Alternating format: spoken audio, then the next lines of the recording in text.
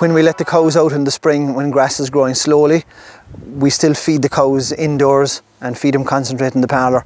And when grass growth picks up in April, we have this thing called Magic Day, where the growth of grass per kilos a hectare per day equals the demand. For the main growing season in the summer, we try and rotate the cows around the paddocks for about every 20 days to keep the grass at its optimum feed quality for each grazing, which is about 15 to 1600 kilos of dry matter for this farm. We try and get a good clean out in the paddocks every time, take the stubble height down to about 40 to 50 millimetres. When you're in the peak growing season, it's very important to protect the regrowth. When the grass has been mowed or clipped, it has a natural instinct in the plant to push up a new shoot again.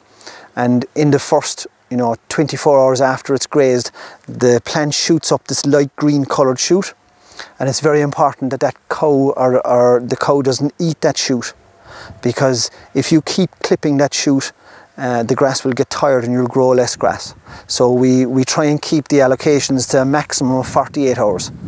24 hours to 48 hours during the summer months, and in periods of wet weather we would what we call block graze them in 12-hour blocks so that we can protect the ground from being poached.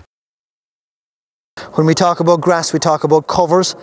That cover is a bit too high now for my liking on the ground there, whereas the covers over here and this cover here would be far superior. And you can see the difference, like there's 40 or 50 millimetres in the height of difference. Like, here is an example, I suppose, of different covers of grass.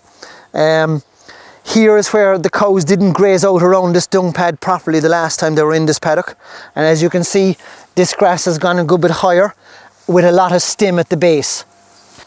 Whereas over here, where she grazed it out very well the last time, the grass is green all the way to the bottom with very little stem, so it's all leaf. Quality, this grass is really excellent. As you can see, it's leaf nearly all to the bottom. The proportion of stem is very small versus leaf, whereas the taller grass here, look, it has a lot of stem all through it, and the stem goes higher up with less leaves. So the IMI of this grass is way less than the IMI of this grass. So what this grass will do for you is it'll give you more litres per day, and it will increase your protein percentage in the herd, because the energy density of that grass is far higher than this grass. Once the fourth leaf starts coming out in the plant, which is here, as you can see, this stem is moving up all the time. So this leaf will die off, the bottom leaf will die off, and another leaf is created up here. But when the plant does that, it keeps elongating the stem. So therefore there's more and more stem in the diet of the cow when she grazes that grass. So the idea is that once the fourth leaf is coming anywhere near appearing, the grass should be grazed off. When grass gets to this stage here, especially that height, look, that height, it's gone past grazing. It's gone past the optimum from grazing. That doesn't mean that we don't graze it. We might have to graze it because growth rate ahead of us might be too low. Our preference would be to mow that material off and make bales of it and try and graze lower covers. Yeah. And when grass is growing really rapidly, like we had in the last 2 or 3 weeks, it can go from that stage to that stage in 2 or 3 days.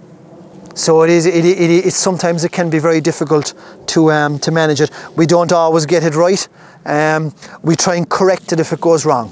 We correct it mechanically using a mower and bale it off, or using a mower and just topping off what surplus is there and let it in the field.